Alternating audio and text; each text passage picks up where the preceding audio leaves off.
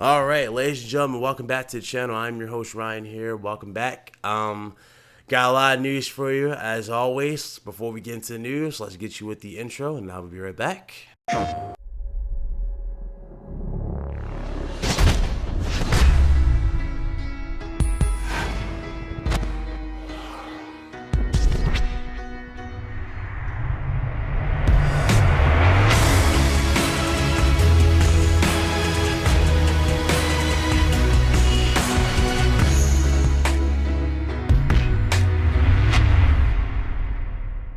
All right, welcome back. Let's go ahead and talk about this. A lot of you guys have been hitting me up on PSN. You guys have hit me up on the channel. My live streams like yesterday asked me, hey, look, do you guys think Sony will be at Gamescom?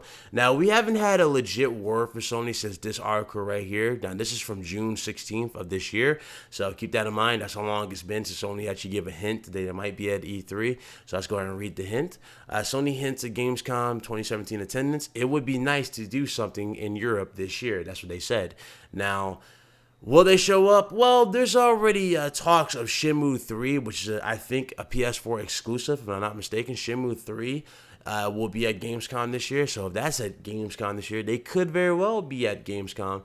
But before people start jumping out their seats saying, oh, yeah, it's a wrap, keep this in mind. Sony never treats Gamescom like it's a major show they got to, like, legit go all out on. They only treat E3, they'll treat PSX, obviously, because that's their show, and they'll treat Tokyo Game Show, again, because that's where their investors are. So they mostly treat those three events as like a very major thing to talk about. They never really give Gamescom that type of treatment.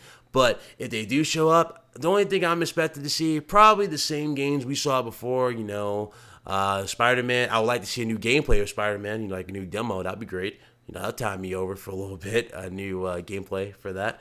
Obviously, we could see some older games, Days Gone, maybe some more Detroit Become Human, vice versa. We can see those games again, but that's about it. And they also could announce their sales figures. They could announce, say, look, we sold 65 or 64 million PS4 or something like that, They can do that or something like that. But again, I'm not expecting them to go all out at all.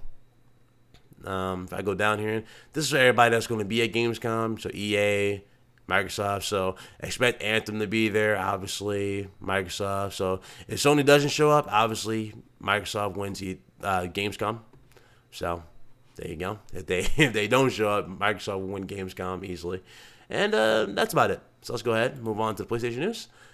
Limited Run provides update for Skullgirls physical release on PS4 and PS Vita. As you guys know, the PS Vita has pretty much been given up on by Sony. However, it's still getting support, which is good.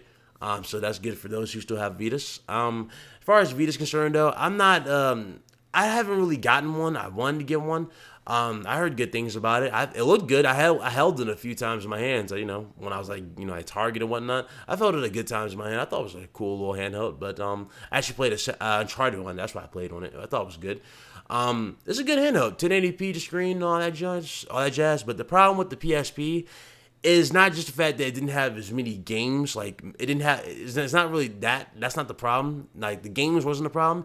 The fact that it didn't have a killer app was the problem. The fact that it didn't have a serious killer app for the Vita. That's what it needed. A serious killer app.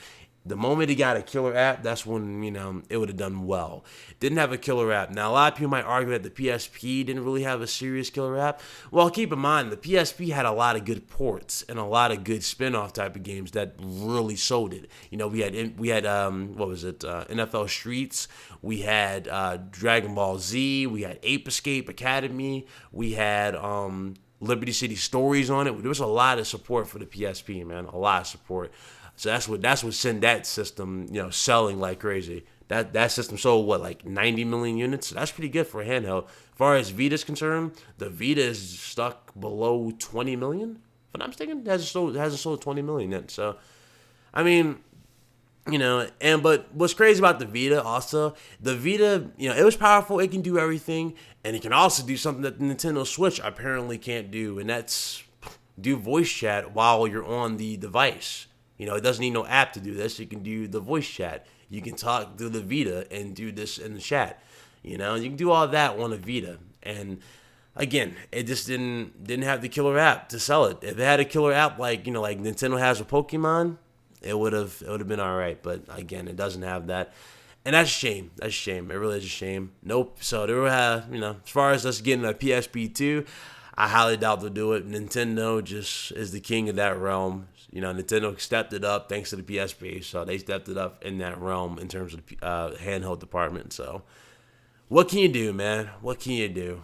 What can you do? Sony kind of treated the Vita the same way they treated the PS4 when they first came out with it. You know how Sony starts off slow with the actual exclusives and like heavy hitters? They start off slow with the heavy hitters, then they start picking up steam, and then it's like, okay, they come nonstop. That's how Sony kind of works when it comes to games on PlayStation. So it kind of, you would think that would pass over to the Vita, but it just didn't happen. Let's go ahead and move on. I know I'm rambling. Let's move on. Okay, if you don't know anything about Uncharted: The Lost Legacy, if you don't know anything about the characters, if you don't know anything about Nadine, Chloe, and you don't know anything about the plot and what they're doing, they have a making of Uncharted: The Lost Legacy video. It's available on PlayStation's channel on YouTube, but it's also available here, so you can check that out. I'll have all links in the description below, so you can check that out. Okay, now, before I even start talking about this right here, about these last two articles, I want to give a major shout out to everybody who supported my video about Spyro possibly coming back. We did over 11,000 views on that, and we had a lot of support. I appreciate everybody who came by and liked the video. Appreciate everybody who gave me their concerns and their comments. Appreciate everybody. We also had some people who were either fanboys or just didn't understand where I was coming from, or just didn't understand, or just don't understand how the gaming world works in terms of money. But we had that, and I was expecting that sort of I was expecting that sort of reaction. But I'm glad we got a lot of good support on that. So thank you guys again for that. Let's go ahead and talk about this. PlayStation Store's top downloads for July are ruled by Crash Bandicoot and Super Hot VR. Now, Crash Bandicoot has been selling hella well. It's been in the top 10. It's been ranking the number 3 in the top 10 for quite some time. A few times it's been number 1 a few times in the UK. It's been outselling Call of Duty. It's been doing pretty damn well. And it's only $40, and you get 3 amazing games. You get 3 of by far some of the best PlayStation games to ever exist. And that's Crash Bandicoot 1, 2, and Warped, which a lot of people's favorites. It's crazy how well it's done. And it's crazy? Sony hinted at this so long ago, and people who called it out were called idiots. They're saying that they were working to get Crash Bandicoot back, and nobody believed it. You guys remember those trailers when the PS4 first came out? You had dudes saying, "Who are you to deny greatness?" And we heard like Neo Cortez in the background making those noises, and we heard the explosions, and we saw the silhouette of Crash going back to Sony. We saw all these hints, and nobody really pieced it together. And as we continue to wait, it's crazy. As soon as Sony got the marketing deal with with Call of Duty, they immediately worked that deal into a friendship with Activision, and we got the Insane trilogy, and it's great. But if I look back at last generation with Microsoft and how tight they were with EA or with Activision, I'm sorry, it's crazy how Microsoft never saw an opportunity to do that, and how Microsoft never invested in legit bought Crash. You would think with all the money Microsoft was making last generation, they would legit buy Crash and buy Spyro and get those games exclusive. You know what I'm saying? That would have been major selling points for the Xbox One X and Xbox, but a lot of people don't think like that. And it definitely raised eyebrows for me. I'm like, wow, they never invested in this? That was a bad move on Microsoft's part. They could have had Crash, man. They could have had Crash. They never did it. And it blew my mind. But, yeah, that's crazy, man. That's crazy, if I think about that. But obviously, Sony worked that deal into something even bigger. They worked into something bigger. Sony knows where money is, man. And they worked it into a Crash Bandicoot. And I am so happy that they did. I am so happy. Now, this obviously is going to get a lot of people excited for PSX, especially when I give you my insight on this, what I'm about to click on. A lot of you guys know where I'm about to go with this, and let's go ahead and get into it. Crash Bandicoot surpassed all of Activision's expectations. More activity like this in the future. Activision is very happy about the performance of Crash Bandicoot Insane Trilogy, and there might be more remasters in the pipeline. There you go, people. There you go. I have said this numerous times. The moment this game sells well, we're going to get talks of more remasters of our favorite childhood favorites. For example, we might get Crash Team Racing. They hinted at that in an old article that I did on the channel. They hinted at that on PlayStation. I did that. I covered it on PlayStation News. But they hinted at that a while back about a potential Crash Team Racing coming. They hinted that. They also hinted that they might make a Spyro. There's a lot of hints going around about Spyro. A lot of things like the prototype on Xbox Live. I'm not saying something about Xbox prototype being revealed. There's a lot of stuff coming to light here, and obviously Crash Bandicoot is supposedly coming to Xbox. So with it coming to Xbox, and let's say Xbox dudes actually buy it, we're going to get a Spyro. Spyro is coming home. Spyro is coming back home. Obviously, he might be a year, he might have him for like a year exclusive for like PlayStation, like Crash. That's if Crash does go to the Xbox. But, we might have him for a year. But again, he's coming back home. He's coming back home. It makes more sense for them to do this. Now, let's look at this from a consumer/business perspective. A lot of people will go, okay, so when do you expect to see that reveal? I'm expecting that at PSX. Why? Because they have all the eyes on PSX. PSX last year was simply lit. Everybody jumped out their seats screaming PSX was awesome. So I'm thinking they want to keep that tradition of keeping people hyped for PSX. So they could release that at PSX. However, they could skip PSX and go to E3. But again, why would they do that? It doesn't make sense for them to do that. I mean, sure, they could do it for shock value and get more applause like they did for Crash Bandicoot. They actually dragged it on into E3, the following year. So they did drag that on. But again, we could actually see it at PSX. That's where my money's on, PSX. It makes more sense at PSX. More eyes are looking at it. And everybody knows that Sony has developed a good partnership with Activision. And Activision apparently likes working with them. So, hey, we could get it at PSX. I'm thinking PSX. But if it's not at PSX, then most likely a Crash Team Racing. I am telling you right now, we're getting our favorites back.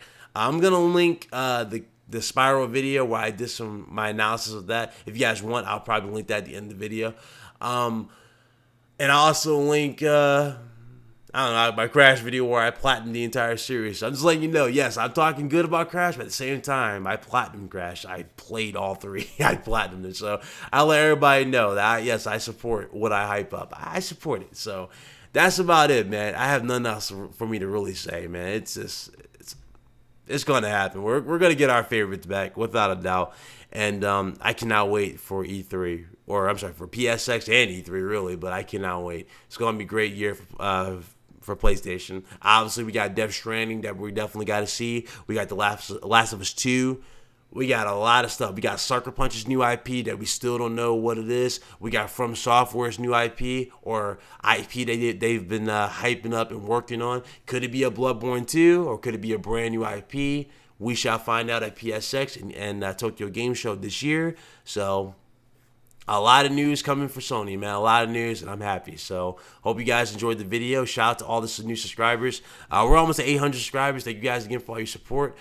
Feels like yesterday when we were at like 300. So thank you guys again. And I'll see you guys later, man. I'll catch you guys later. You guys be good. And I will see you guys tonight for the podcast, the Truth Network podcast, obviously. So you guys be good. I'll see you guys later. Deuces.